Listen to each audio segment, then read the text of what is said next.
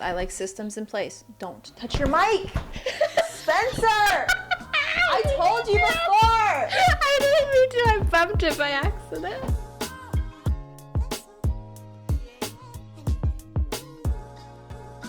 You think that would scare him? No. I thought it would, but it didn't. He's not afraid of anything. I think he shouldn't be. He's kind of iconic like that. Hi, welcome. Welcome back to the Dysfunctional Duo starring Spencer. Come here. I got my foot fucking beaten up by a cat. Come here and apologize. That's not how we treat people. He's like, what? He's like, I didn't do anything. Oh. It's the orange cat behavior. He's not even orange. In his heart he is. His heart is orange. The rest of him That's is like... my coffee! He's such a shitbag. Are you insane? Ow. Why did he wake up now and decide to inflict violence? Because he wakes up and decides that his life is everybody's problem. That's how it's always been. Like, he was fine for like an hour. And now he's all up in our grill. Biting you. Oh my god, he's literally biting. He's out for blood! He's so fucking cute when he does it. He is. Why? Somebody send help to 123 Internet Street. I'm being attacked. It's a domestic violence case of my cat attacking me. Hello, is this the police? We have a cat that's trying to commit violent crimes of murder. Are you calling 911? Yeah. Hi. Ow. Great. We're in such good hands. We're in such good shape today. I'm actually not in good shape. I have a pretty bad headache. Nobody's problem but mine. Maybe it's because you don't eat. I'm out of milk. What the fuck does that mean? All I want in my life right now in this moment is some Captain Crunch cereal. Spencer. That's all I want because I don't have milk. I refuse. Like, I'm like on strike. Even though it's a problem I could fix so easily. I just putting it off. No, that's not. What do you have for breakfast? Today? Just in general. Depends on the day.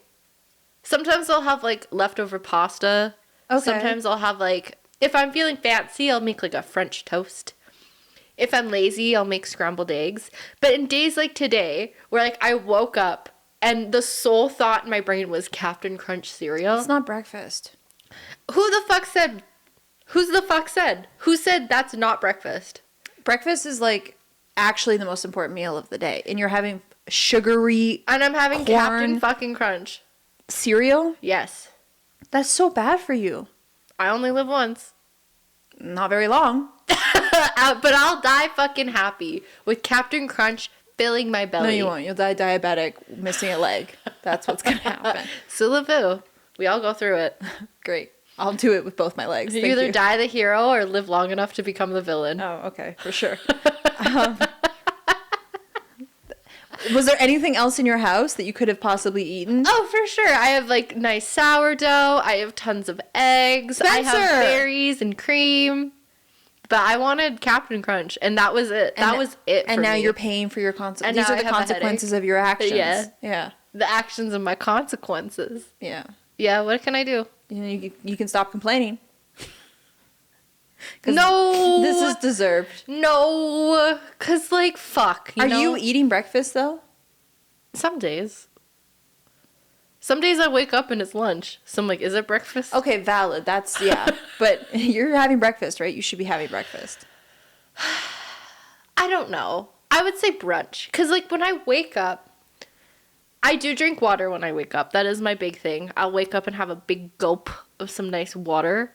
And then I'll not eat because I just don't want to. Like, my body needs time. If I were to, like, sit in front of scrambled eggs 5 minutes after waking up, It doesn't have to be gagging. scrambled eggs. Just eat something. Doesn't matter. An apple, bananas, Cereal. oatmeal, even cereal. Even if Okay. it's cereal, if it's 5 minutes after I wake up, I'm gagging. It doesn't have to be 5 minutes, but like when are you eating after you wake up? Is it Like- 3 hours after? No, like an hour and a half. Okay, yeah, that's fine. Okay. Then it's Captain Crunch. Fucking I used to, but see, I get it, because I used to be that way. I used to not want to eat, and then I started eating breakfast, and now I wake up and I have to eat. You're like starving if you don't. I'm so hungry. Yeah. But my body has had no food in it for 12 hours, like 8 hours, whatever. Sometimes 3. I mean, it depends. Depends on the day. Because I'm a night snacker too, which I know is also not very good for you. Hey, it's not good for you. But like, Probably why you have awful sleep. there's a lot of reasons why I have awful sleep. Like, I'm not usually attached to my phone during the day. During the day, like, I can go out and do my thing and only really look at my phone for, like, the time and to see if, like, Monty texts me. Because he's the only person I'll, like, text back. And even then, depends on my mood. The mornings, I don't really get hungry. When I do get hungry, I get, like, hungry. And then I'll, like, eat my breakfast, lunch. But, like, at night... Wait, what am I talking about? I don't even remember. I think I forgot, and then I, like, reverted back to the previous conversation. But that's not... No, I don't... I don't look at my phone. But I do in the morning. I do at night. ADHD is so bad today. Did you take your medication? No. Fucking hell. I didn't. That's also probably why I have a headache. Because I'm on and off of it. What can I do? Some days I'm like, I don't need it. Like, I don't need to have my ADHD medication to just, like, be lazy. Okay, I'm saying this as a friend and a person who really cares about you should be taking. Look, Like, every day. I have ADHD as well, and I don't medicate. You are worse than me. I was a functioning human being with ADHD. You never were. I was never functioning. And I'm only lucky to be a functioning person with ADHD because my parents just thought I was just having, like, my type A mother was just like, fucking figure it out. So then she made my type A, and that's the only reason I can, like, do things unmedicated. It's the only way you can I mean, you are very functional. I feel like maybe you have moments where you're like, fuck. It could have been easier if, like, your brain just wasn't as, like... Well, like, that's how I realized that I had ADHD, was that it wasn't like, oh, I think I have ADHD, blah, blah, blah. It was literally like I was having conversations with regular functioning human beings who didn't have ADHD. And then I would tell them the process that it took me to complete something. And they're like, Sarah, that's not normal. And I'm like, you're telling me you don't have 20 lists of things to do and you have to check them off. And if you don't, then you don't get them done. And you're telling me that you don't get up at 10 p.m. at night and clean out your whole closet because you think that everything has to go right now. That's right, not, that moment, yeah. Yeah. They're like, no. And I'm like, that's how I've always lived my life. And they were like, you should probably get diagnosed. Maybe they're the weird ones. Maybe you're normal. No, because it sounds so much nicer to not have to do those things. I mean, it does, but also that's just my reality. Like, if I'm waking up at 3 a.m. because my bathroom needs to be cleaned, then that's just what I'm doing. Oh, there's nothing like a good late night bathroom clean. Right? It was different when I wasn't living with my husband because I had, like, my own space, so, like, I wasn't really bothering anybody, but I'm definitely always bothering him when it's midnight and he's in our bedroom and next door I'm in the bathroom cleaning out our bathroom cabinets. And like, reorganizing everything. What the fuck are you doing? And I was like, I went to the bathroom and then this had to be done. And he's like, no, it doesn't have to be. But I'm like, but it won't get done if I don't do it now. So it has to be done now. I need, like, an adult. I need another adult to, like, help supervise me when I do, like, deep cleans. Like, cleaning places that, like, under the sink. Or, like, cleaning out, like, kind of your junk drawer or whatever. Because, like, I will get distracted and do, like, a half clean. And then all of a sudden I'm across the house doing another half clean. See, I'm a little different. I don't half clean. Very rarely do I half clean. But I slot time. If somebody's like, what are you doing today? I'm like, cleaning the house. They're like, it's Saturday. Like, that's going to take like an hour. No. It's going to take me 8 hours. So today I'm cleaning the house. I agree with you. I'm the same way. I have my Thursdays. But then I don't have to clean the house for 3 weeks because I literally wipe the baseboards. I fucking polish every doorknob. Like, what I have found that really works is, like, gardening and cleaning actually has helped my ADHD better than I expected. Like I get lost in cleaning way easier when I'm gardening, but I actually focus on the thing that I'm meant to focus on. You and Monty are the same, because he'll smoke a bowl and then do, like, every chore that he can think of. And immaculately. And, like, and again, like, he's type A, typically. So, like, every line has to be, every T has to be crossed, every I has to be dotted. And he won't do it unless it looks perfect. There's something really weird about, and I feel like, because you're such a type B ADHDer, which is very much like if you're thinking stereotypically what a person with ADHD is, you're thinking type B. You're thinking person who is disorganized, who is literally just like along for the ride, who was prepared maybe 3 minutes ago. Yeah. But the odds of the retracting personalities of having ADHD and being type A, of finding comfort in the lack of chaos. Yes. Of the organization, of the everything is in its place. I know where everything is. I have a list in my head of exactly what I need to do for everything. And then ensuing your own chaos upon yourself. Yeah. It's like the angel and devil on your shoulder kind of mentality. You're like in a constant like loop of You're in a contradiction. constant case of imbalance is what it feels like to be a type A person with.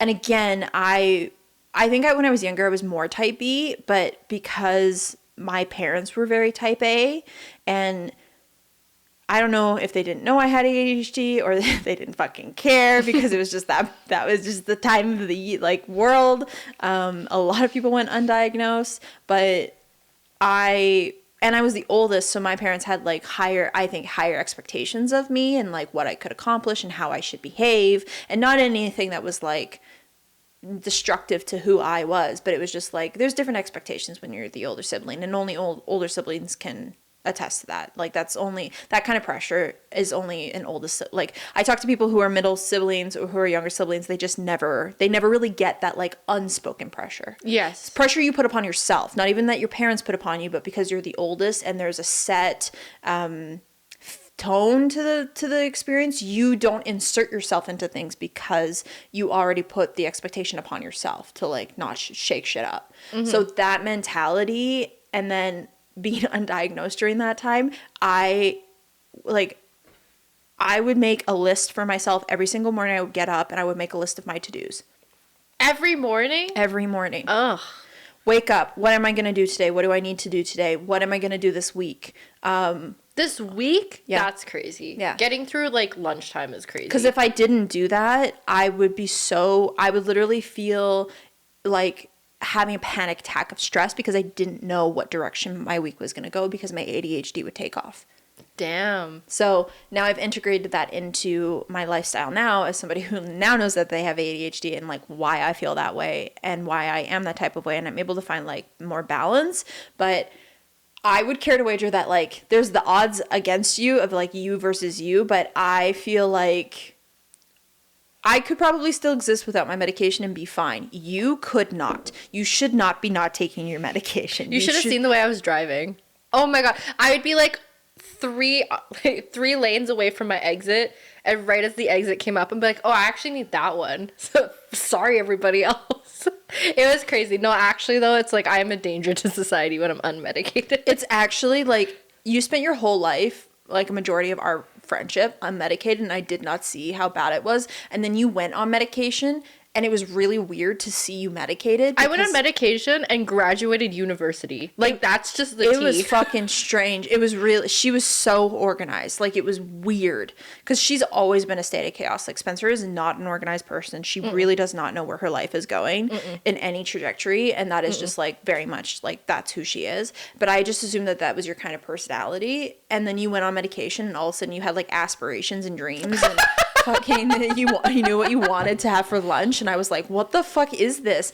And then I still remember like vividly one day you came to film the podcast and you were just, I don't know what the fuck was going on. Well, I asked you after, but like you were all over the place. You were so like, you had no idea what you were doing. You couldn't figure things out. You were like taking shortcuts in ways that were so strange. Like you'd be like, I don't want to do this, so I'm just going to do this instead. And I'm like, Spencer, that is so counterproductive. Like what? You're like, I don't want to put in this SD card, so I'm going to collapse the tripod, unlatch the camera, take it to another room, and then take the SD card out. And I'm like, what the fuck are you doing? And then at the end, I can't remember what you said. You said something to me. Oh, and then like the day before you had edited a video and it was just like everything that could have gone wrong went wrong. Like you didn't upload the thumbnail, you didn't upload the title, you didn't even upload the same day or something. And I was like, what is, and then I said, are you taking your medication? You said, no, I think I'm just going to try without it. And I said, Spencer. You said that's not the right choice. You should go back on your medication. This is why you consult people before you start changing your medication. Because holy, and then you went on it like a week later and you were like, I got this done and I got this done, everything's good. And I was like, fucking hell, you need medication. I forgot it. I'm at somebody's house right now, dog sitting, and it was the one thing I did forget. That last time you willingly chose that I one. did You know said, that one you said, time I think I'm better without it. And I said, I think the fuck not. So, I mean, in this moment, that's why I'm not medicated. There's also a lot of reasons, but because I went on the medication and it worked immediately. Like, it's like putting glasses on. It was instant, yeah. With, like, when you can't see and you're like, wow, like, there's so much detail in the world and, like, there's so much more to life. I feel like for you, your mind was just quieter. That's what I found. That's what I found for me is, like, that is the, like, one thing that's changed everything is not, like, my organization's pretty much the same because I have a very strict routine when it comes to, like, and for me, it's like, and I feel like people who have ADHD can attest to this too. It's either all or nothing for me. So if I have the all or like the all mentality, I have systems in place. I know my routine. I know what works for me. Mm-hmm. So I just lock in, like I'm good. And then I have the nothing where I'm doing like, and if I'm doing nothing, I mean, I'm doing nothing. I am couch rotting. I'm not even thinking about washing a fucking dish. Like I didn't even change my clothes from 5 days ago. And that's also okay. But there's no in between. But because I have a routine that's in place because you were medicated for a handful of years before I even realized that I had ADHD. Mm-hmm. And so I went a really, really long time without being diagnosed. And what happened was because I already had my routine and my system in place, I immediately can go on autopilot with that. But when I go on my medication, when I am taking my medication, and that's pretty consistent, but when I am, everything's just quiet. Like my brain's just so quiet. My brain is like, quieter, but it's still like my brain is still functioning the same way it does without it. I just have my inner dialogue is quiet.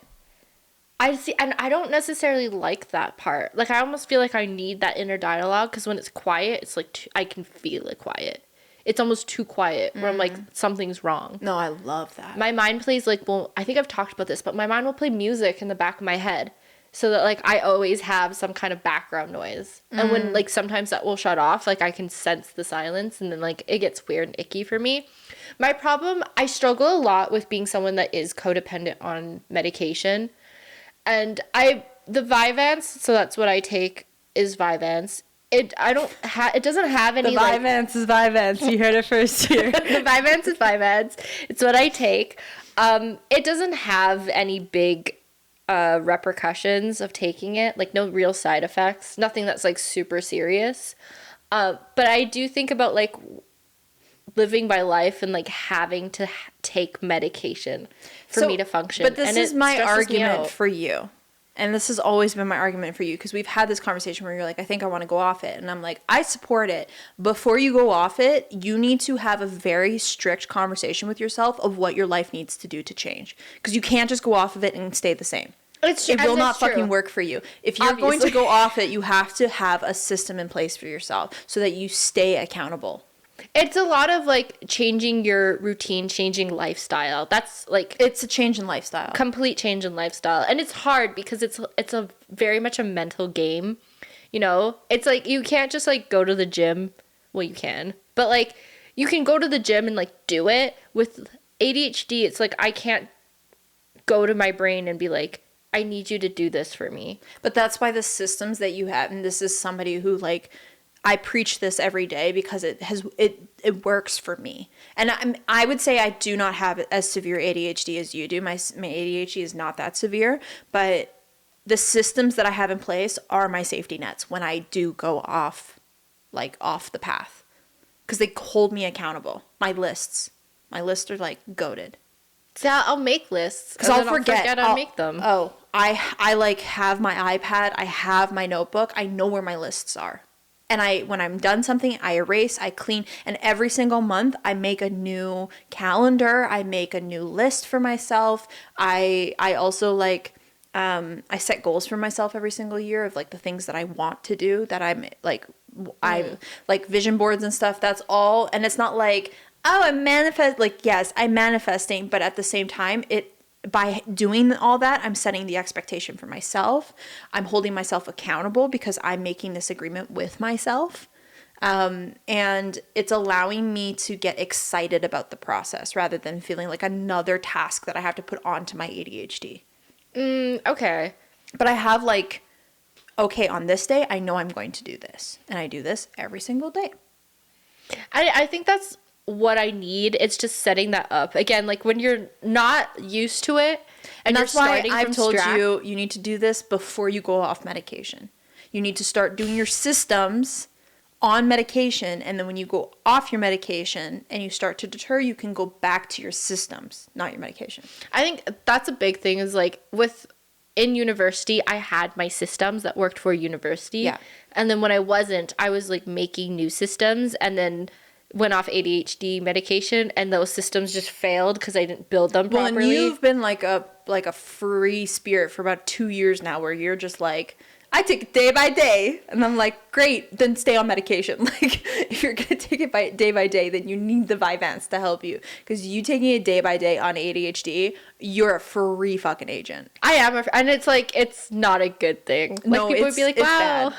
It's bad. It must be so freeing to just like have your brain do whatever the fuck it wants, but it's like, no. And not even in the sense of like, okay, like, oh, she didn't get that thing done. No, the conversations that Spencer and I will have with one another. I'll be like, we've been here for 2 hours and I still don't know what you just said to me.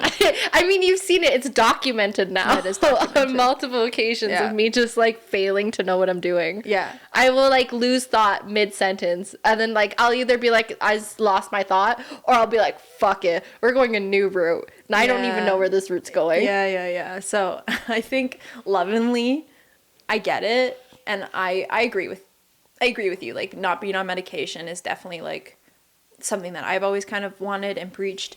And I use my Vyvanse like more kind of, because my ADHD again is not that severe. Like, it's very much, for me, my ADHD starts and stops with like the noises in my brain. Like, I still am very much, functioning when it comes to like my everyday life. Like, I know my system. Again, I have a system in place. I have routines. So it's never really impacted me, because I was fucking like beaten to shit over my head about it when I was a teenager, of like, you need to get these things done. You need to, like, when I was in university, I was not on ADHD medication. So I was having to figure that shit out in university. Mm-hmm. It was after I got out of university, I was like, maybe I should get tested. So I think because I was in like the thick of it, studying, preparing for exams, and I wasn't diagnosed, I had to figure shit out pretty quick. But I use Vyvanse as like, I'm going to take it today because I know that I need, like, I need to be really like locked in today. It's like an extra little boost. Yeah, which just, like, some people do that. You need to write for like a couple hours. It's the best way to just like, okay, like this will help me hyper focus on my writing. Or if I'm feeling really anxious that day, I'll take it, because I find that like it helps soothe the inner voices. Like, it helps calm the turbulence that's happening, I would say. So for me, it's like not consistent, but I've had these conversations with my doctor about like, this is how I'm approaching this. And the doctor's been like, yeah, absolutely. I have a low dose as well. So that also impacts it. I'm not having to like take a really high dose and then just go off of it the next day. But one thing I will say is like, I do sometimes not take it when I like want to be creative. Yeah. Like, if I'm having a creative day, I'm like strategically setting things up, I'm trying to like script and stuff, I won't take it that day, because I know that I have more opportunity to like run with that path a little bit more if I'm not on it.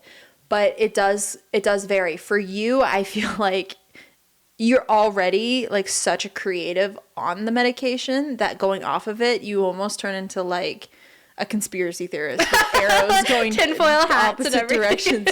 Exactly. Quite literally, yeah. So I definitely like, and it's funny because now that I've seen you medicated and unmedicated, I can tell the minute I start talking to you what day it's been for you.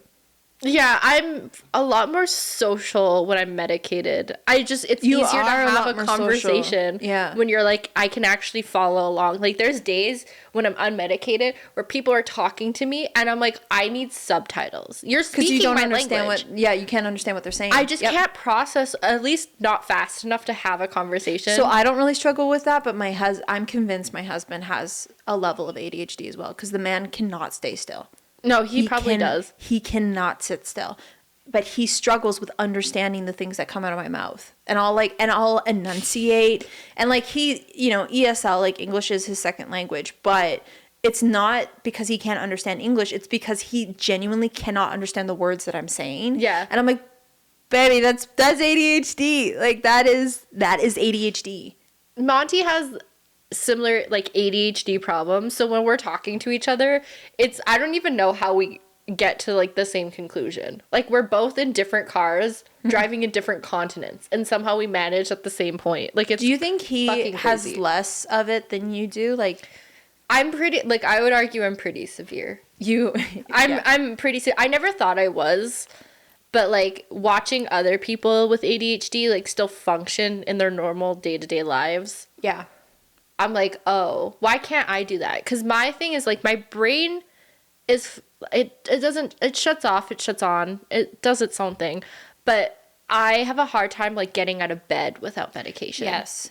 Where it's like I'm so overwhelmed with the idea of just like making breakfast that I will just sit in my bed and starve. Yes. Because it's like that's how bad it will get. Yeah, you just won't do things. I just won't do things. And I know I have to get them done, and so it becomes so overwhelming and I get like so riddled with like almost grief and like paranoia of having to do those things. Like you kick yourself when it happens. Very much that. Because you're like, oh, I'm useless anyways, so like why would I bother? Yeah. Kind of thing. And like the procrastination is just off the chain. I've been better at my like working on my procrastination anyway, just in general.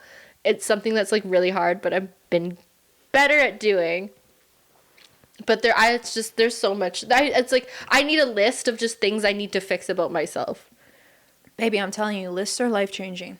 But then I'll put it in one notebook and then look through another notebook. Why do you have two notebooks? Just have one notebook. Don't worry about it. Make it easier for yourself. Just have one thing. That is something that has changed the game for me as somebody with ADHD is I have one thing and one thing only of many items. Like if I need that thing, I'll go to my one thing. Yeah. I need to work on that. I don't duplicate items. Like if I have like even clothes, like I have my set like at home I never wear jeans. I'm never wearing shit unless I'm like outside and having to like look like, somewhat of a complete human being. Usually I'm in loungewear, but I buy sets, and my husband makes fun of me for it because he's like, sets are so like cringy. Like, and I guess it's different when you're a girl versus like when you're a guy, like fashion maybe, because he's not a fan of sets on himself. But I'm like, sets aren't a fashion choice. They're a necessity because I can literally go, what the fuck do I want to wear today? That's set. Yes. Thank you. I have 5 sets of loungewear and I wear them and I rotate them through the week. And it's very Steve Jobs of me because I do not have to think about what I'm wearing. I love it. And if I'm looking for that one thing, then I can just get that one thing. Like I don't need multiple things because multiple things mean multiple choices. And I do not want that room in my brain to have to make multiple choices. I already have too much clutter. It's not on the list. It's not on the list. So I'm very much, and almost to probably the like worst of it where like I'll be like my husband sent me a video recently where it was like me in 2026 2 days later, and it's like, do we need this door? We have to get rid of this door. Why do we have 6 towels? There's 4 of us. Like those kind of things. I do that shit where it's like I have to pay these bills, all of the bills today. Like it's that kind of, and that's ADHD. But and especially like if you're a girl and you're like in your luteal phase, everything has to burn because you're so just like mentally, hormonally overwhelmed that your space has to at least ensue some kind of feeling of calm. Yes. But my husband has given me the gears on it multiple times where I will literally just purge shit, and I'm way better now because I just don't buy the stuff worth purging. Yeah. But before I would just like get rid of everything because I'm like, I don't need like 5 pairs of jeans. Why do I have 5 pairs of jeans? I never wear jeans, just 1 pair of jeans. And then he was like, well, just stop buying jeans. Like, why are you buying more pants if you don't need more pants? And it took me years to figure that one out. And then I was like, okay, I'll just own a pair of good quality jeans. Yeah. And I love my 1 pair of jeans, and I wear them when I need to wear them. And I never wash my jeans. I hate washing my jeans. You 'cause then they shouldn't. shrink. I didn't realize this until like I was older, but like you're not supposed to wash jeans. Jeans are like, they're better unless they're dirty.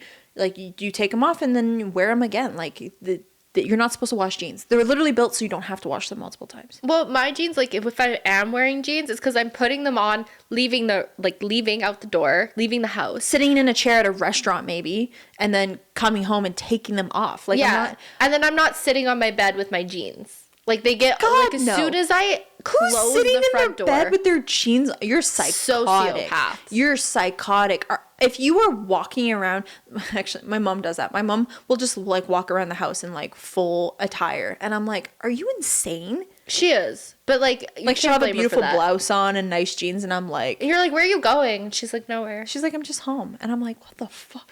No. The It's minute like, I get okay, home, Martha I change out of Stewart. my work clothes. The minute I get home anywhere, I take my clothes off and I put on cozy clothes. I am not existing in my house without sweats. People make fun of me because like I will get home and the first thing I do when I get home is put my pajamas on. Yeah, and sometimes and usually shower. I take a shower and then I put my clothes on. Yeah, that's exactly what I do. And people are like, why? It's like, I'll because get I'm home. comfortable. I'll get home from the gym and Leo will be like, "Okay, I'm gonna start making dinner," and I'm like, "I'll eat and make dinner after I shower and put on cozy clothes." I'm not fucking making dinner and hanging around and eating dinner in my gym clothes. Are you crazy? Ew, no. So I'll get home, I'll shower, I'll wash up, and sometimes like if I'm lucky, I have food already prepped, or I'll like cook what I can while I'm showering. Mm-hmm. Put the oven on, throw the food in, and then go shower.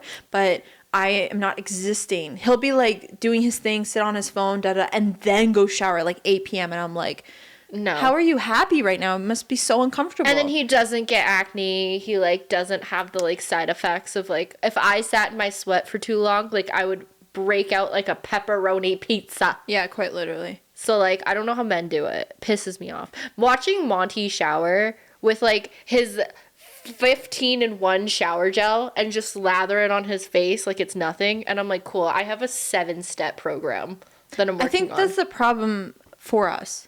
Probably. Because I've stopped doing that. I have a face cream and like a toner.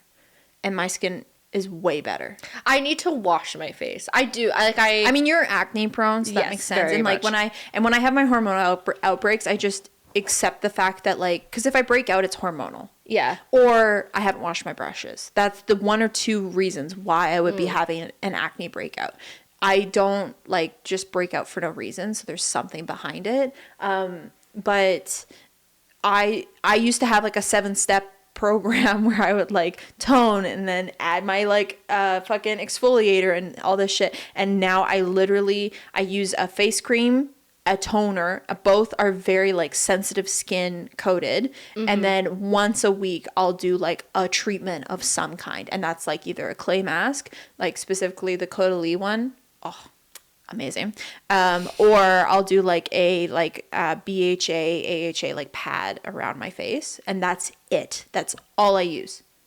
And my skin is way better now because I just don't fuck around with it. I would like to integrate some kind of like anti-aging stuff, but like my skin is so sensitive that I'm like, anything I do is going to freak my skin out. So I'm trying to do my research of what would actually benefit my skin instead of just putting it through the ringer of constantly cycling through products. Yeah, it's better on your wallet too. Yeah. When you just like know, okay, this will work for me. Yeah. And I honestly don't fucking care. Like I'll just age on like in the most unnatural Hagrid way possible. Sure, whatever, I don't care. But I started to like pay attention to that. I was like, okay, maybe it's because we're doing too much. It probably is, and I recognize it, but at the same time, like, if I stop, then I break out. If I use it, I break out. I don't have no I don't have a solution. I'm just here for a good time.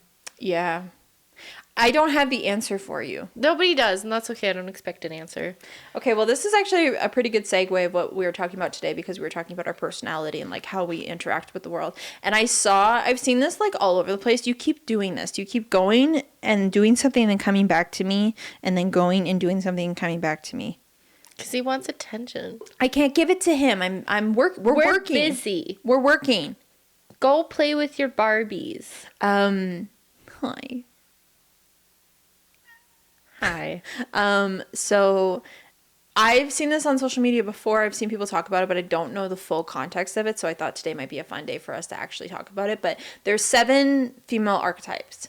7? I think there's 7. That's crazy. Or maybe it's 10. There's quite a few. There's and a lot lot of people assume that they're like the warrior or the queen or the damsel or like all these like pretty popular ones, but a lot of people actually fall in between those. And so I thought it would be worth us taking the same test at the same time. We'll like read through the questions, we'll pick our answer, and then we'll get our own results. Oh, I love this. Yeah. Oh, this is so much fun. So it's like a personality test day, but I feel like let's see if it's accurate, and also like let's learn about female archetypes, because I don't know a ton about it, but I've always wanted to take the test. Yeah, I wouldn't know anything. Like my mind goes to like elf or like goblin or like dwarf, like those kind of things. So but you mean like a heroine? Let me like a hero. Sorry. Do I need to pull this up on my own? I sent you a text. Love. Oh, this is cute. I just want to see. Okay, so you have 7 female archetypes. You have the mother, the maiden, the huntress, the mystic, the queen, the sage, and the lover. I thought the mystic was going to be the mistake. And I was like, I think I know which one I am. Sorry, you have the mother, the maiden, the mystic. Yeah, I'll read you the personality traits so you know what they... Okay. And because we can say what we think we are, and then we'll get what we actually are. Okay. So the mother is somebody who's loving and nurturing. They are codependent and lack boundaries, but they're warm and supportive. The maiden is curious and has a potential for growth. Their challenge is that they are naive and passive. Okay. And they're very innocent and playful. The huntress promotes freedom and independence, but they are detached and they have a fear of vulnerability. Ooh. But they are strong and courageous. The mystic is intuitive and has deep insight, but they do experience a loss of reality and they do isolate themselves, but are calm and balanced. The queen is known for leadership and personal power, but they do experience jealousy and a need for control. And then they are confident and uplifting. The sage is known for clarity and self-mastery. Accessing emotions, getting out of their own head is a challenge for them. And they are known to be rational and wise. And the lover is passionate and is known to provide intimacy. And their challenge is commitment and need for validation. And they have a magnetic and sensual personality. So there's a lot of this is kind of like you fall in between these archetypes, but based off of the results, you're going to fall into one category. Okay. So we'll do this test. It's about 10 minutes, but I feel like let's go through the questions together and then we can answer based off of how we feel. Okay, who do you think? Should we say who I think you might get into? No. Tell me who you think you are. Because I think I'm a mix between the maiden and the mystic. That would be my own interpretation of me. Okay. A bit naive, but like kind of a loner. Mm-hmm. Very intuitive, because like we all know I have the survival instincts of a fart, but like, I don't know. Just rolling with the punches. A bit naive. The naive and the innocence, I think. I'm pretty naive. I'm pretty innocent, considering I just don't know a lot about a lot of things. So you say you're a mix between the mystic and the maiden? The maiden. I think so. Okay. I think I might be a mix between the sage and the huntress. I would agree. That's the two I would have picked for you. Mm-hmm. I think those represent who you are a lot, kind of in your own head. I like how you were trying to fish for what the things about them are and you couldn't remember. I couldn't remember. The sage is known for clarity and self-mastery. That's the one. And the huntress is known for freedom and independence, but the challenge is accessing emotions and getting out of their own head. Yes. And the huntress is known for detachment and fear of vulnerability. Yeah. So let's take the test and see where we fall. Watch us both be like mother. I am mother. You listen to me. Okay, let me know when you're on the first question, and then I'll read it out Let's loud. get started. First question. Okay. I find value in listening and validating feelings of others. I have a different question. Oh, shit, really? I excel in environments where I can work quietly and independently. This might just be like randomized. Well, we might have the same. Oh yeah, I see this question further down. Okay, cool. So just answer yours and I'll answer mine. So mine is I find value in listening and validating the feelings of others. I'm going to say that I agree. I excel in environments where I can work quietly. Absolutely agree. I need nobody around me. I have to be in like solitude to work. Yeah, same. If you're around me, I don't want to talk to you. Second question, when working on a group project, I encourage setting clear roles and deadlines from the beginning. Yep, I like that clear. That's very much you. Yep. I often explain my ideas using metaphors or hypothetical scenarios. I would agree. During meetings, I like to discuss issues openly and exchange ideas with others. I 110% agree on that. I like speaking about feelings and emotions and process. I make decisions based on what makes sense rather than what feels right. I'm going to have to disagree with this. Strongly disagree. Give me the strongest disagreement on that because, yeah. I don't know what's right or what makes sense.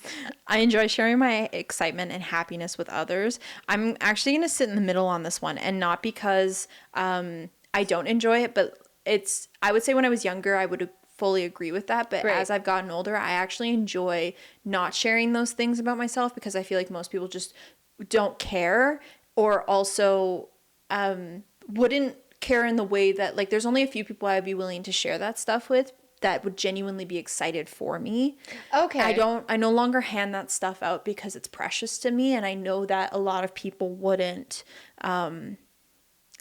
treat it in the way that I would want it to be treated, and not like judgment. Like, I don't care about the criticism or the judgment, but it's very much like, especially with accomplishments or like things that are changing the momentum of my life. Like, I very much like, you can see the results at the end. Yeah. If I don't know you well, we'll talk after. Okay, I like that. But in my inner circle, yeah, I want to share every process, every step of the way, the things that I am excited about. So I'm going to be in the middle about that because it depends on who I'm talking about. But I don't really share a lot about who I am, things I'm excited about, the things that I'm doing, unless we're close. I used to be like that. Like, how you said, like, as a kid, I would try to, like, explain where I am, my thoughts, my ideas with people, and I was often met with just like, okay. They just never got it. Yeah. Or they didn't care, they didn't get it. But my excitement and my joy, at first it was like something I didn't share because I was like, oh, maybe I shouldn't be excited about this. And now I've matured into the state of like, I am excited about it. I am proud about myself about it. But you would never really understand that. And so it's too sacred to me to taint that by sharing it with somebody who maybe wouldn't pick it up the way that I would want them to. And that sounds selfish, but it's not meant to be. It's protecting my peace. Yeah, I would agree with you on that. If I get the question, I'm getting the exact... You will. I'm saying the exact same thing. So you read yours. I prefer exploring new possibilities and solutions without sticking to a strict plan. Agree. Yeah. Done. I often explain my ideas using metaphors and hypothetical scenarios. You do that too? I strongly agree with that. I love me a good metaphor. Every fucking video that I edit, you always have at least like 5 or 6 metaphors that you're just throwing at me. But I get that. Like, it makes, when you explain things in a metaphor, I understand it better than if you were to just explain it to me. Yeah. Because I'm like, okay, if you're going to brush your teeth, you might as well brush it lightly. And you're like, yep. Yeah. That goes along with eating breakfast. That's my dad. My dad spoke to me in metaphors my entire life. Very much. So we communicate via metaphors, and it's the best way to communicate. Because people either fucking get it or they don't. And if they don't get it, it's not your crowd. Yeah. If you know, you know. If you don't know, well, goodbye. Yeah. I appreciate an innovative project that fails over one that succeeds by sticking to tradition. I appreciate an innovative project that fails over one that succeeds by sticking to tradition. I agree. Do you want me to explain that to you in a different way? Okay. No, I agree. Sorry. No, I saw the gears turning. That's not me being mean. I was like, do you want me to explain that to you differently? Because it's hard for... I heard it. I understood it because you were saying it out loud, not because I was reading it. So that's why I was like, I can tell you verbally what that means. Oh yeah. No, I understand. No, I would prefer a project that I did that was like it failed, but like, hey, I had fun doing it, than like getting married and having kids, but then like I hate this because this it's exactly what people wanted for me, but I don't want it. I strongly agree with that one for you. Yeah. Mine is I usually make plans days in advance. Yep, we talked about that one. I like a system. If you're making plans with me the day of, I actually get really upset with you. I would agree. If you're like, hey, we're gonna come over and we're gonna have dinner, I'm like, I'm mad at you. Like, yeah, you need to book me 3 to 5 days in advance. You need to book me a couple weeks in advance. And also because I'm very busy these days, and so I have a system in place. I have my routine. So if you want to do something, I need to pencil, for my own sense of sanity, I need to be like, yes, I can meet you that time. Let me move what I'm going to do that day to another day that accommodates everything. Like it actually throws me in disarray. Well, yeah, it throws a wrench. I'm sure when in I have kids that'll have to change, but and you know, like if my friend is in need of my assistance in that moment, if I have a family member who's like, I need you now, yeah, I'm dropping everything. We'll figure it the fuck out. I'm not that hard fast, but if it's like my husband is kind of known for that. He's like, oh, I think because he's so off, he just loves going on adventures. Like my husband doesn't believe in horoscopes, but he is such a fucking Sagittarius. He is off trotting like a fucking horse in the middle of nowhere. Like he loves that shit. I don't like doing that.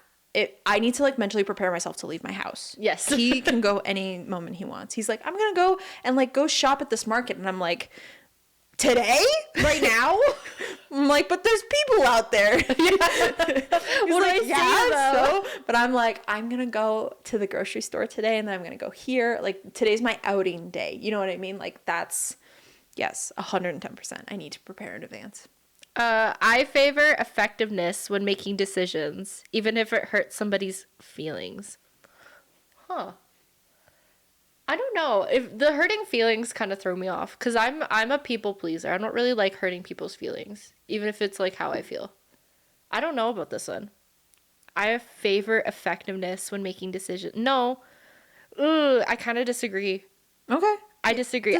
It's like there's one right in the middle of like neutral. It's the right next to it for like slightly disagree. Yeah. I don't fully disagree. But I don't like hurting people's feelings. I don't know. That's my fair. I like starting projects and seeing where my creativity leads over planning everything out first. I wish I was that person. I want to become that person more. I am not. So I'm going to say, not strongly, I'm going to say that I slightly disagree because I'm trying to become a different person. But I plan everything out, and then I let my ADHD run within the nets that I've set up for myself. Yeah, very much. You have like barriers so that you're not like falling off the edge. Yeah. But you still let yourself. But like, I give myself like, room to roam. Bing. Yeah. And in that is where my best ideas come from. But I tell myself what I'm planning to do in that moment. But I don't set strict, like I'm not like, you're going to do this and you have to do this, this, and this. I just go, you're going to do this. Yeah. And whatever you want to do in that, enjoy.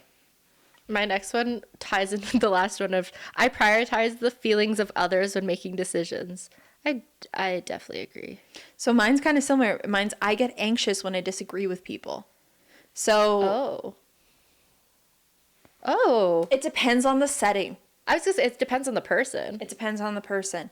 I wouldn't say I get anxious, but I do, if I'm passionate about something and I disagree with someone and they push back, I do kind of get a little stirred up. So I'm going to say I slightly agree. But I also kind of like to disagree with people.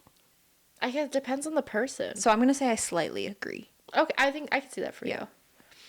I enjoy figuring out the big picture and how my decisions will impact the future. I fucking disagree with that. Figuring out the big picture doesn't exist to me. I am the big picture. So mine's, I often feel drained after socializing and need time alone to recharge. Yes. I 110% agree with that.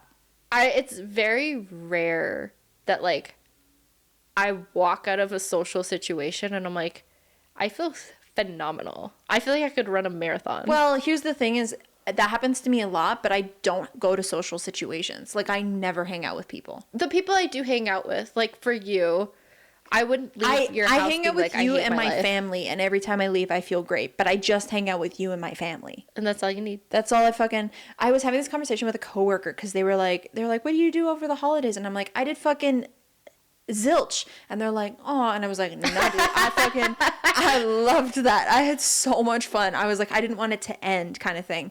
And they were like, oh, you know, like things get busy and then you have to like make plans with your friends. And they were like talking to me kind of like, yeah, you know. And I was like, no, I don't know. Sorry. I don't have friends is what I said to them. They're like, that's really sad. And I was like, no, it's really nice. Like, I don't count you as a friend. Like, you're Spencer. Like, you're my Spencer. And my family, like, I don't need to see, my family and I are very different than I would say your traditional, like, I guess the families that I see is either you don't see each other ever, or you see each other every single week, every 2 weeks. You're always on the phone. My parents and I are very different than that. I talk to my parents probably like once a month, and contently, because they know I'm living my life. I know they're living their life, and like the way that we love each other is not, it's like when you meet somebody after you haven't seen them for months and you pick right back up. It's that feeling. Like, I know that's never going to go away. Yes. So I never need to try and protect it, or keep it going. But I always thought that I needed to have a lot of friends when I was younger, and then I realized that that just wasn't the vibe that I ever really wanted. And I actually enjoy socializing with a very small crowd, and I'm okay experiencing the consequences of those choices for myself. Like, I know I'll never have big party events. I know that I'll never, like, if I die, I probably won't have a lot of people at my funeral, and that's fine. Like, and I'm not saying that that's like a deciding factor, but like, I might not touch a lot of people's lives in my life, but that doesn't mean that I don't bring quality to the connections that I do make. I'm quantity, or I'm quality over quantity through and fucking through. I would even argue, at least in this point in your life, that like you do socialize too in ways that like most normal people don't consider socialization, like streaming. Because you talk to your chat, and in a way, like, chat becomes kind of a part of that. They are very much group. Community for me. Yeah. They are a community, and so it's very different. Like, if you died, chat would be like F. Like, they would be so devastated. I don't think so. I think so. I don't think so. They would be so devastated. They move on to the next one. They double it, move it to the next one. They'd be like, damn, that sucks. Yeah. Anyways.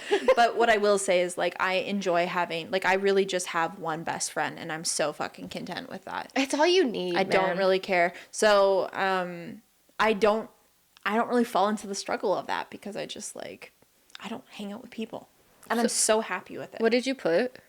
Like, I strongly agree. Okay. That I get drained. Yes, me too. I feel uncomfortable. No, I read that wrong. I feel comfortable and confident in social situations, even with people I don't know well. Dis-a-fucking-agree. Thank you very much. Mine is, in team discussions, I focus on grounding our approach in what we know works. I agree with that. Yeah. I'm not going to say I strongly agree, but I'm very much like, why rewrite the wheel if we haven't tested out the foundation first? Yeah. We can rewrite the wheel later, but like, it might be so unnecessary. I agree. For our dynamic too, I think you're very much just like, this is how Spencer operates. And I like systems. I like systems in place. Don't touch your mic! Spencer! I told you before!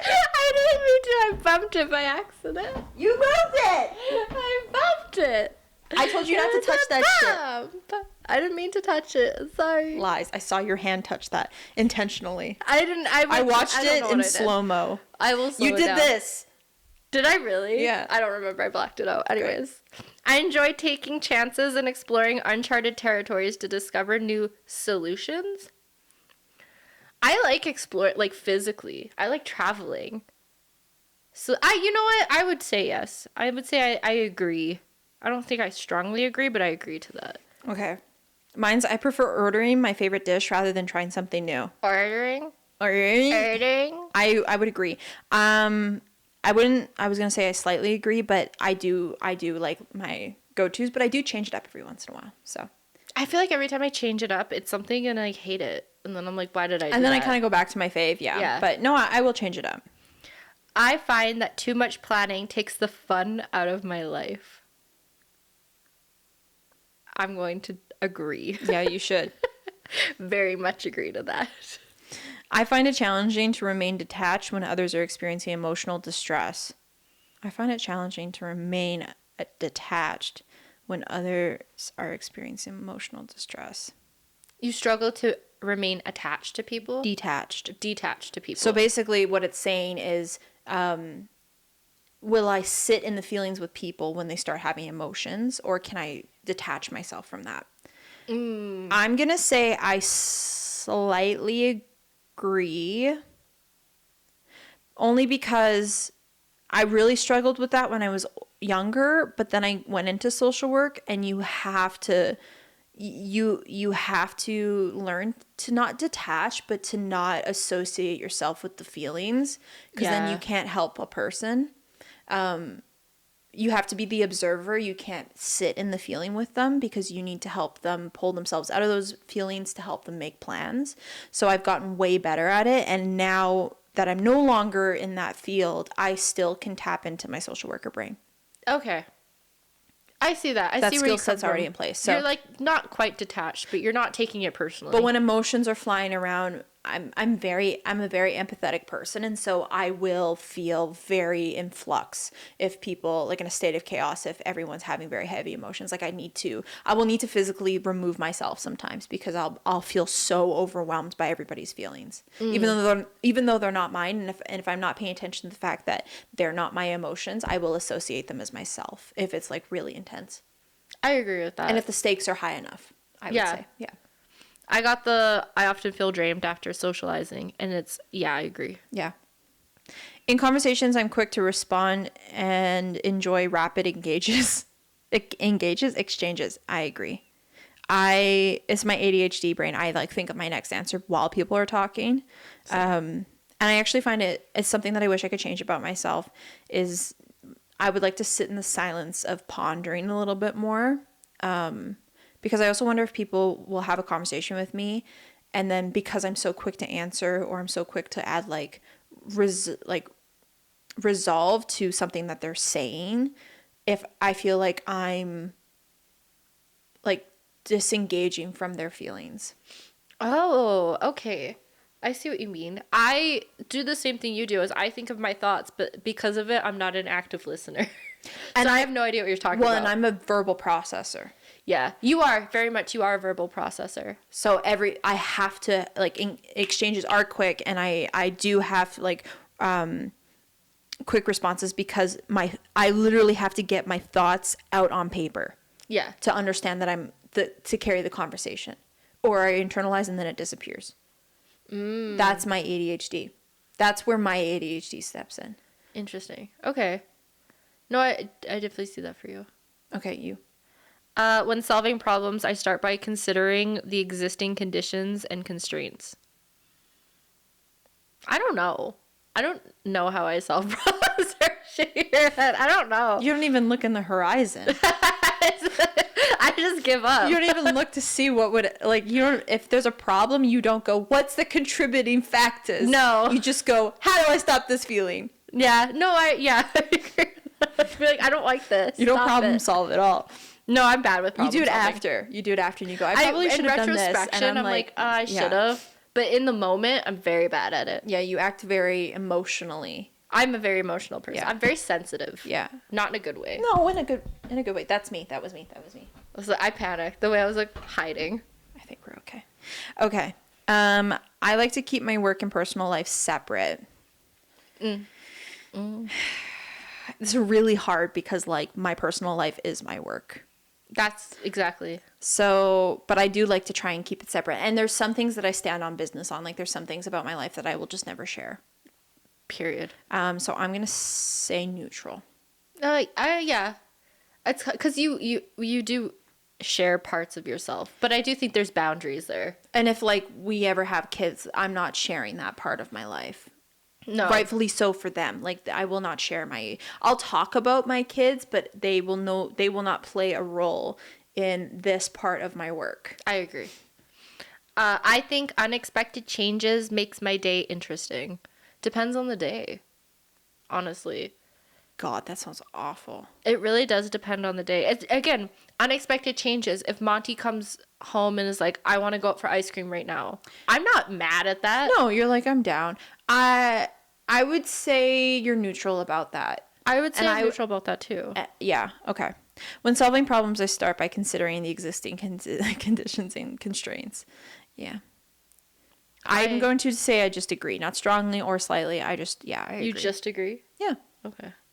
I empathize easily with others' emotions. Yeah, I'm pretty empathetic. I can feel empathy. I would say I agree. I don't strongly agree. Okay. Depends on your emotions. I prefer being correct over being liked for what I say. Prefer being correct over being right. Liked. Oh, liked. I was like, that doesn't make sense. Ooh. I would say you prefer to be correct. But not enough to be... I have a people pleaser trait in me. You're not you won't step on toes, but... I'll dance around that bush a little bit to get the correct answer out. So I'm going to say I slightly agree. Yeah. I don't think you'd fully agree to that. But yeah. I'm not a door kicker. No. But I won't bite my tongue, but I will tell you the answer in the most political way possible. I'm very you could have been a politician in another life. It's disgusting. But yeah, like I can very much like I can help provide both perspectives without making people feel put out by the feeling of it. Which is a good skill set in some cases, but it drives that people pleaser need of like, I never really just say how I fucking feel. Like in general situations, when it's family and stuff, I'm very much like that. But if I think about like myself at work and when the stakes are high, when I have something to lose, I'm not just going to throw caution to the wind and tell you how I feel. I wish I was that person, honestly. No, you don't. It's annoying. And I wish I could just say how I feel without thinking about if somebody even liked what I said. You know what I mean? Like, do they like me? Do they respect me still? Like, I have to think about those things, and I wish I didn't. I'm getting better at just going, fuck it. Like, I don't fuck it. You're already going to make your decision about me. I know my intention. I know my heart. I know that I'm not coming from a place of malicious intent. And if you perceive it that way, then we can talk about it. And if you choose not to talk about it, then I can't sway you. Yeah. So I'm not going to lose rest over this feeling. Yes. And like, to be so fucking for real, like we're just a speck in the universe. It's not that fucking deep. It's not that fucking deep mentality has really come into play the last few years of like, it's so not that big of a fucking deal. It's something I've seen you adapt. And so I've started adapting to like where it's not that deep. Because I used to I still will take everything to heart. Even if I say I don't, I'm a big fat fucking liar. I think we've established that. And that's part of my people pleasing is I will lie about things just to make people like me, even though it's like, you don't need to do that. I used to do that a lot, too. Yeah. Like, it's not necessary. You can just say your truth. And if they like you, they like you. If they don't, they don't. Yeah. It doesn't fucking matter. Yeah. I tend to act detached to avoid emotional distress. Wow, I have to agree to that. Good night. I've seen it. I've seen it too. I enjoy finding deeper meanings and information I come across. Oh my god. Yes. Yeah, I strongly agree. Yeah, you strongly agree. I'll tie that rope and climb down that mountain to find meaning in things that don't exist. And then you'll make a metaphor. And then I'll make a fucking metaphor. Like you just did. It's insane. Yeah. Yeah. If you actually like as an audience, like the sky's blue and I'm like, but the sky, is it particularly blue? Or is it how we perceive our lives? Is it the way that we see colors? Because can cats see blue? Like that's the shit that I do. Oh yeah. You'll notice it more. That's why I love watching like movies that are like super grandiose and then watching people's like breakdown of the movies and being like, what does this mean? What did people like? What's the character break? I love that shit. As kids, that's like heroin to me. I'm obsessed with it. Literally, as kids, we would watch a movie, and as soon as the credits start rolling, Sarah would pull out YouTube and be like, "Okay, who said what about this?" Yeah. would actually start like dissecting it right there, and I was just like, I don't know. I had no idea what that movie is about, and then we would read like comments and stuff, and it'd be like, "Oh, now I do have a greater understanding." I love the rabbit hole. I'm very much Alice in Wonderland in that. She is an Alice in Wonderland. I value practicality over experimental idea. No, I value experimental idea. Yeah, you're creative through and through. Yeah. I work best under pressure and often complete tasks at the last minute.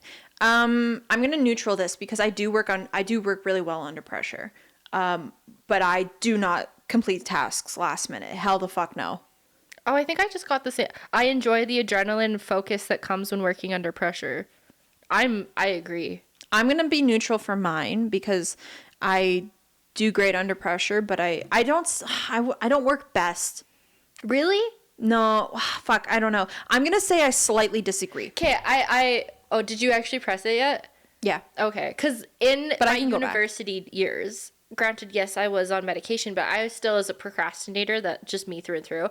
I would get a B- on an essay that I worked like a week on. And then there'd be essays where like I was like, oh shit, the due date's 11:59 p.m. and it's 4 p.m.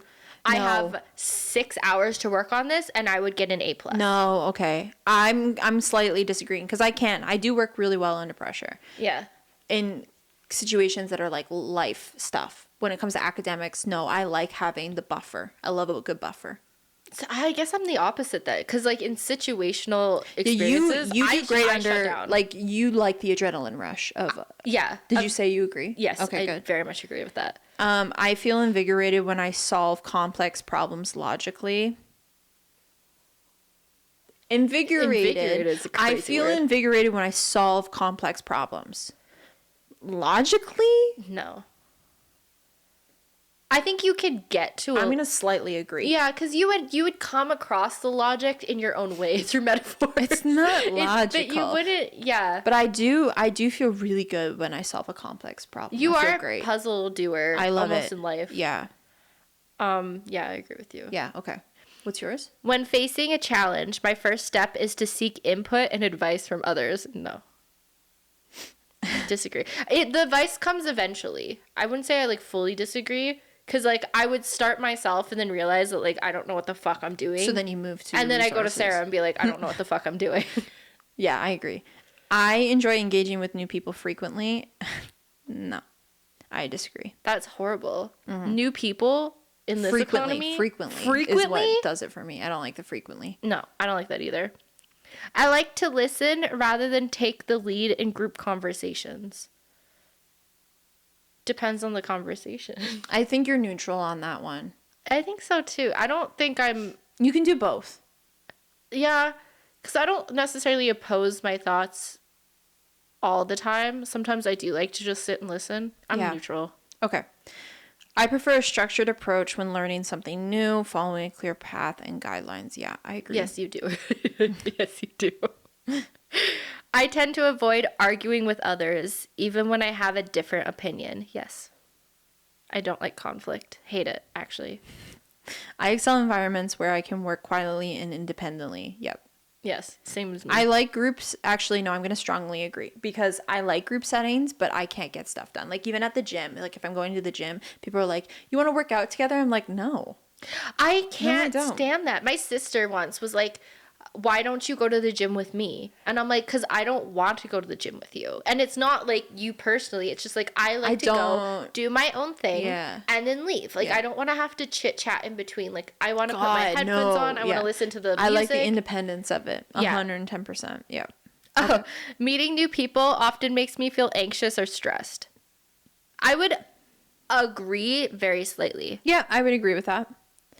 I like to listen rather than take the lead in group conversations. I would argue you're pretty neutral too. Depends on the group. I'm going to slightly disagree because I feel like I am known to take verbal lead if people aren't willing to fill that. But if there's a bolder personality in the group, then I will sit back.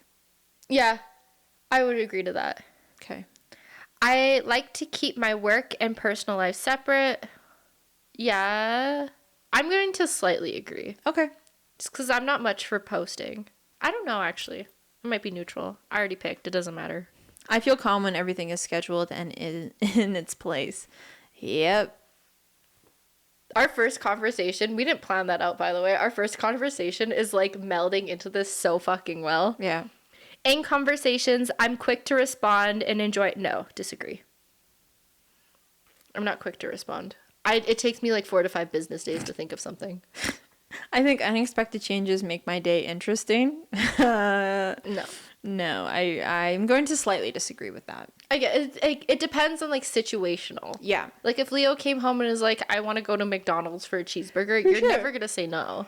Yeah, but I need to think about it. But if your parents called or your mom called and was like, I'm coming over tonight for even dinner. when Leo's like, let's go out and pick this food up, and it's like 30 minutes away, I'm like, let me think about how much I really fucking care. Like, you know what I mean? Like, Yeah. like not about him, but like getting off my ass, changing out of my PJs and going into the public. Like, You have to mentally prepare for it. I have to mentally prepare for it. And that's why I slot that shit in, because I can mentally prepare. Okay. Yours.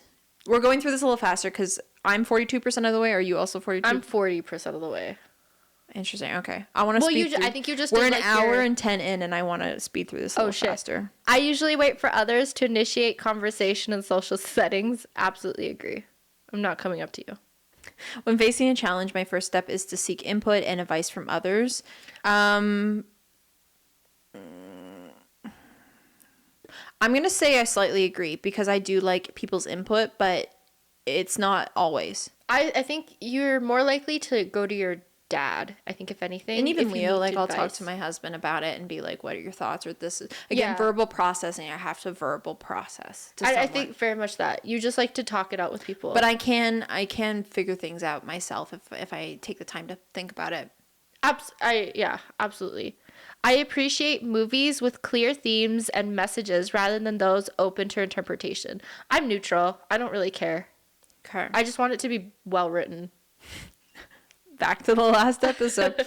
I feel comfortable and confident in social situations, even with people I don't know well. I would agree with that. I socialize incredibly well in group settings. Oh, I just hate it. Yeah, you wouldn't think, if you saw Sarah out in the wild, you would think she's an extrovert. I'm so not. But she's not. I socialize really well, and I'm comfortable talking to new people. No problem with it. Yeah. I often make lists and schedules to organize my activities. Disagree. Yep. Good night.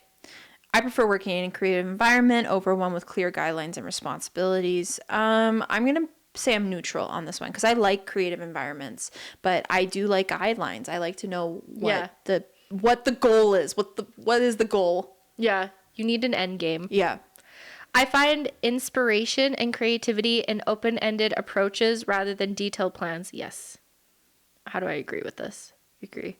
I value practicality over experimental ideas. Now, I like a good experimental idea. Yeah. So I'm going to say I disagree because I like practicality, but I love experimenting. I like trying things that are outside of the box, especially if I know that the outcome could be really special. I agree. During meetings, I like to discuss issues openly and exchange ideas with others. I'm neutral. I don't open conversation. I don't really engage in conversation. Yeah, I would agree with that. I prioritize the feelings of others when making decisions. I do. I wouldn't say I strongly agree, but I'm going to say I agree because it's super important to me that everybody feels included. Mm-hmm. But if we have to put somebody out, I'm willing to do that. Okay. Like I can come to terms with it if it's for the right reason, but I do take time to think and ponder and put myself in people's shoes to make sure that the decision that I'm making is not negatively impacting them if it's like a group thing. Yeah, you're more likely like it comes from a place of like self-improvement rather than like and empathy. Like everyone's in their own path and like what might work for me might not work for them. So let's see if we can find a balance. It's the politician side of me. Very much politician. Yeah. I prefer a structured approach when learning something new. No. How do I disagree? No, you'll take that structured approach and go, I'm going to try this. And then when it fails, you go, okay, let me just take a peek at the structured approach. Take a peek at it and then I'll do my own thing. When learning something new, I like to start with the theory and general concepts.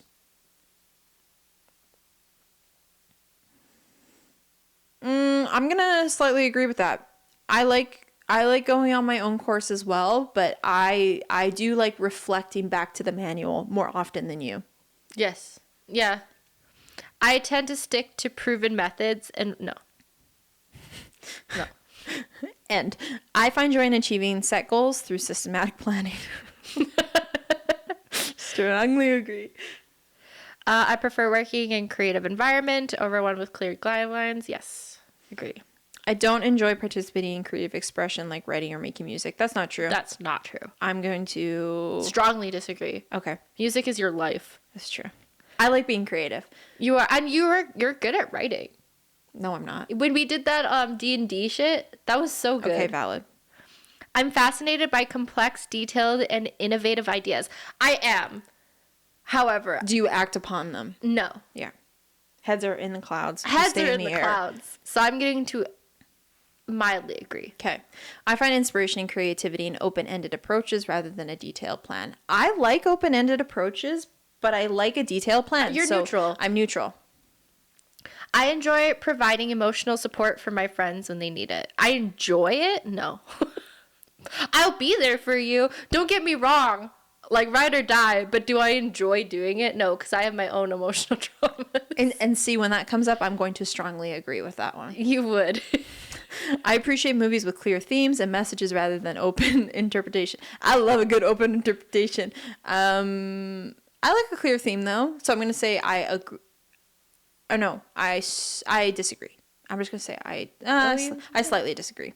Really? Okay. I thought you'd be, like, neutral, too. No, I like a little bit more open to interpretation. Okay. You like to make up your own ending.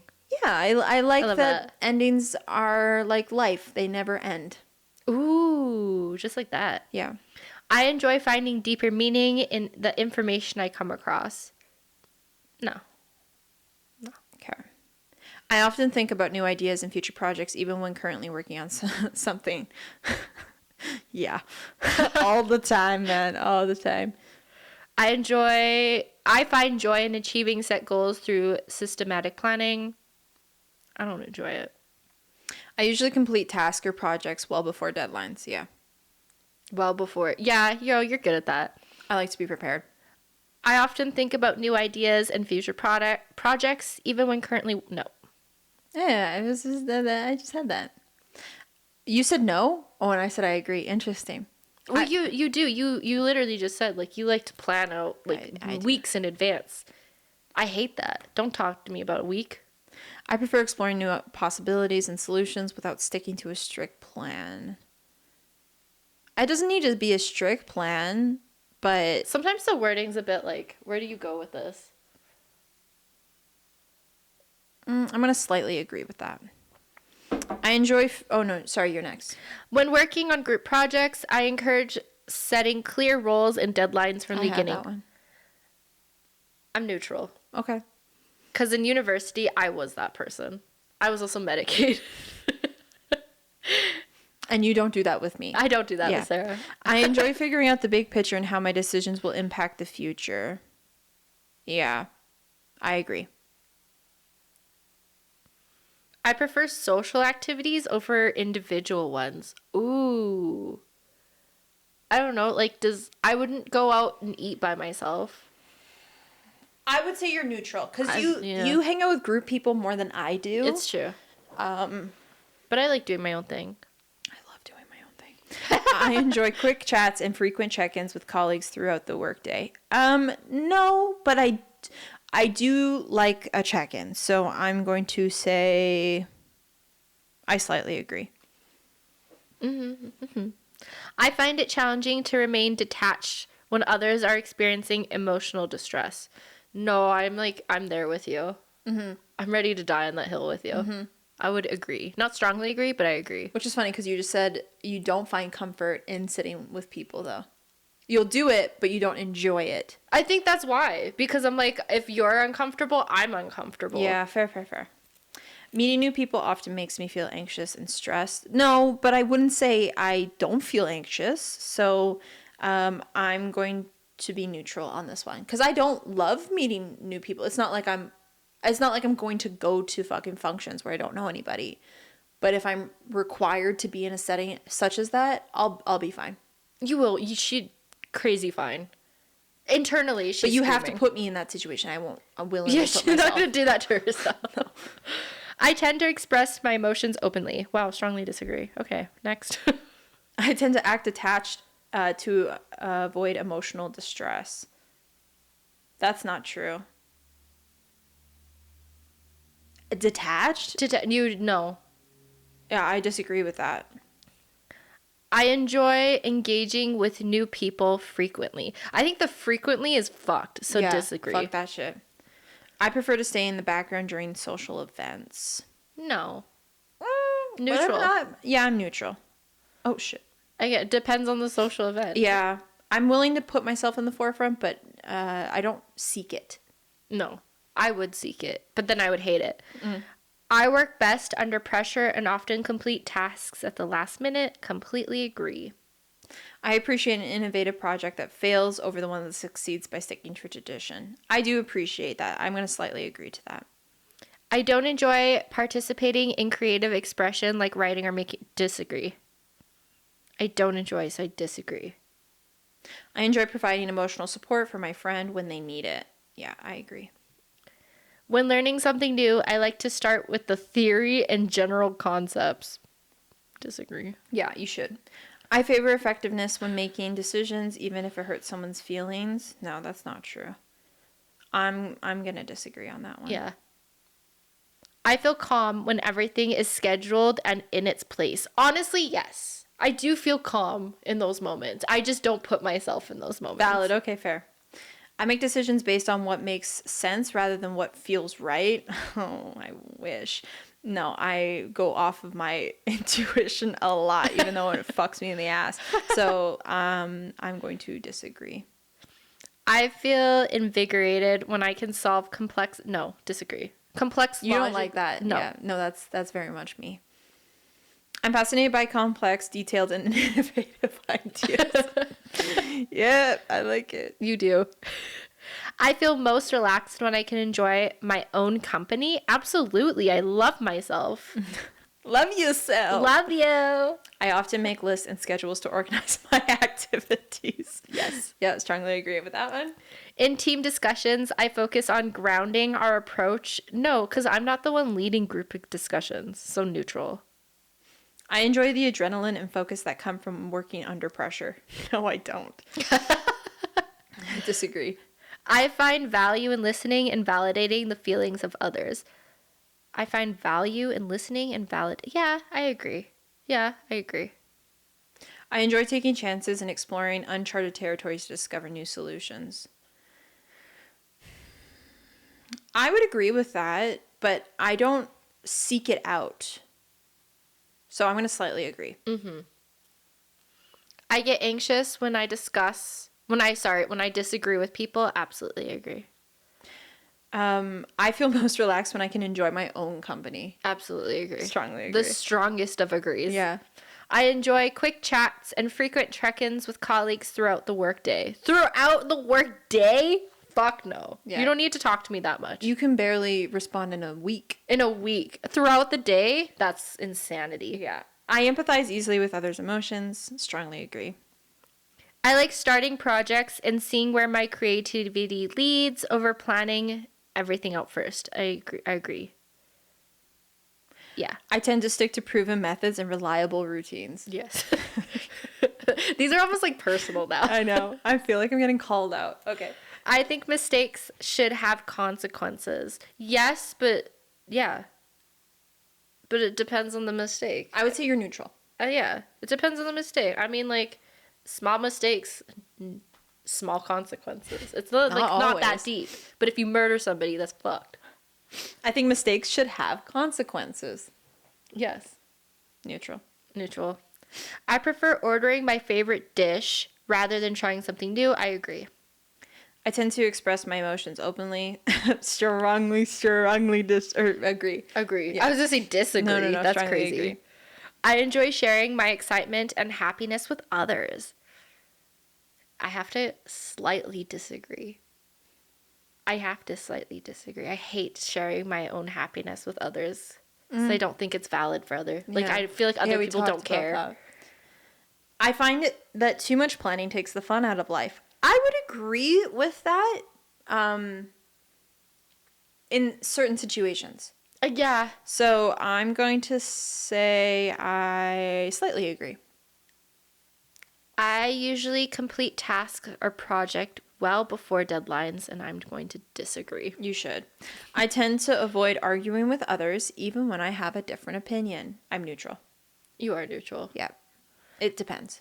I prefer being correct over being liked for what I say. No, I prefer to be liked. Disagree. I prefer social activities over individual ones. I like social activities, but I prefer individual ones, so I'm going to disagree. I prefer to stay in the background during social events. No. disagree. As much as I want to, because the introvert in me is like, ew. The Leo in me says, like, Mama, this is our moment to shine. Valid. Okay, this is my last one. I usually wait for others to initiate conversations in social settings. Yeah, I agree. I usually make plans days in advance. I do, but I'm not making, no, because I don't make the plans. Other people make the plans, and I just agree to those plans. So no, disagree. Gender. Do you have female. one? Yeah, so put your, it's going to ask you to create an account. Can I sign in with Google? Let me sign in. That's what I'm doing. Okay, which Google? Good thing I have 12 Google accounts. Watch it be like, oh my god, you have to pay. Wait, maybe you don't? Oh, it's $1. I'm gonna pay. Do I have to pay? Is it good? Is it like a subscription? Yeah. That's so fucking savage. That's crazy. I looked for a free test though. Yeah, they all say free because the test technically was free. Like, you didn't have to pay to take the test. Okay, well, fuck it. I'm gonna pay because it's $1. God forbid I lose a loony. Don't say we never did nothing for you. Right?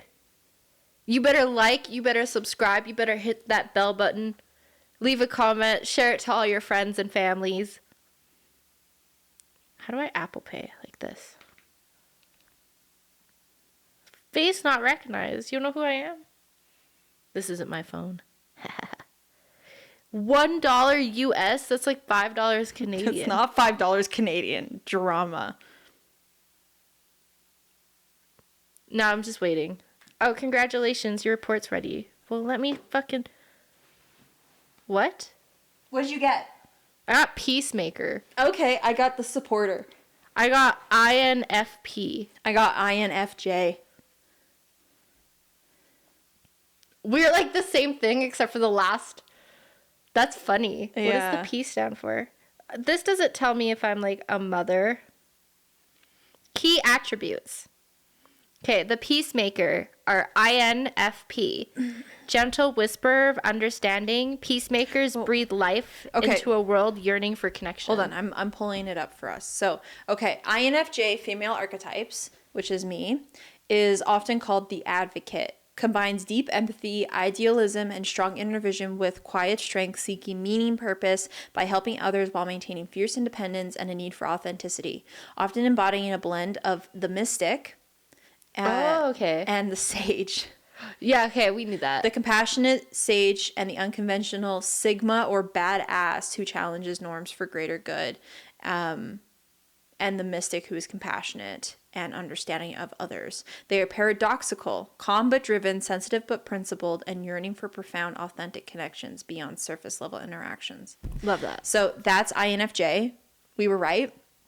You're INFP? INFP.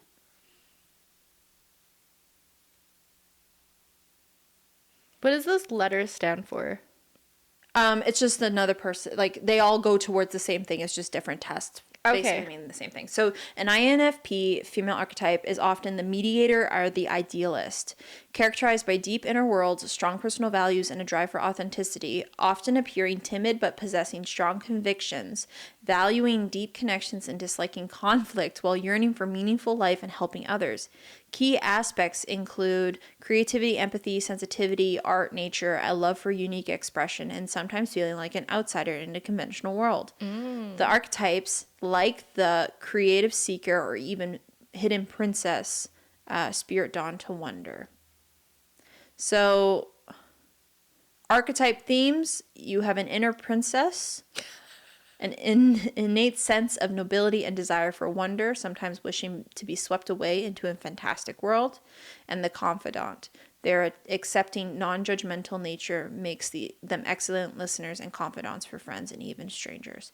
So, if you're looking at the archetypes, you said that you were the maiden, so that's very similar, and the lover. So, yeah, you're a princess. I'm a princess! Oh, that's all I heard, and now I'm okay with everything. Oh! The lover. I wasn't expecting the lover, actually. That would be like the least, I would put that like bottom of the barrel.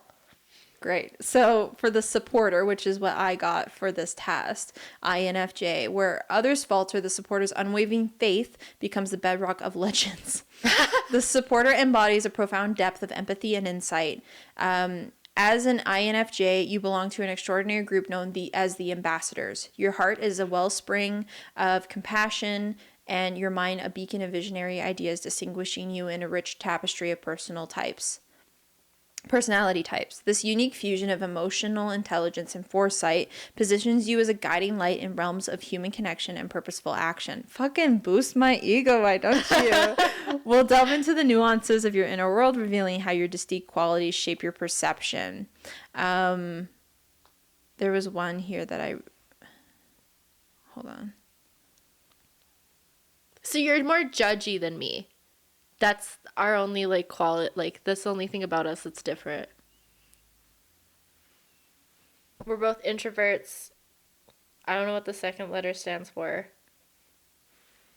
I'm perceiving, you're judging. That's what it is. Okay, this is fun facts about the supporter. This is what I was looking for. Fun facts. INFJs, known as the supporter, often possess a rich inner world filled with vivid imagination and deep thoughts. You are likely to have an innate ability to understand the emotions and motivations of others. You frequently enjoy solitary activities such as reading or writing, where they can explore inner ideas. You might find yourself naturally drawn to humanitarian causes and social justice. You often excel in creative pursuits such as poetry, using outlets to express inner vision. You may notice you have a strong sense of idealism and integrity, always striving for what you believe is right. You are known for your ability to form deep, meaningful connections with a few close friends rather than many acquaintances. Yes. You might find you have a unique way of seeing the world, often noticing patterns and connections others might miss. You tend to be very organized and prefer having structured plan rather than leaving things to chance. And as a supporter, you likely have a natural talent for inspiring others. Yes. I was trying to find where the conflict is, but it's not giving me conflict here. You have no conflict. You're blessed. Let's see yours. Where do I go? Just scroll down? Yeah, just scroll down. What should I read? Oh, conflict mediator. Keep scrolling down. You'll find it. In times of discord within an ambassador's, your role as the peacemaker becomes indispensable. Okay. Where did you find... Oh, conflict mediator. Okay, read yours.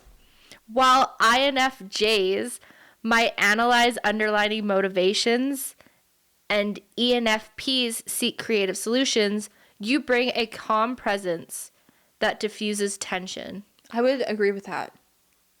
Yeah. No, I would agree with that. Thank You you. were very calming. Thank you. Your natural inclinations towards harmony allows you to mediate conflicts with grace and understanding. This role supports the ENFJ's efforts to maintain group cohesion by addressing emotional undercurrents and fostering mutual respect.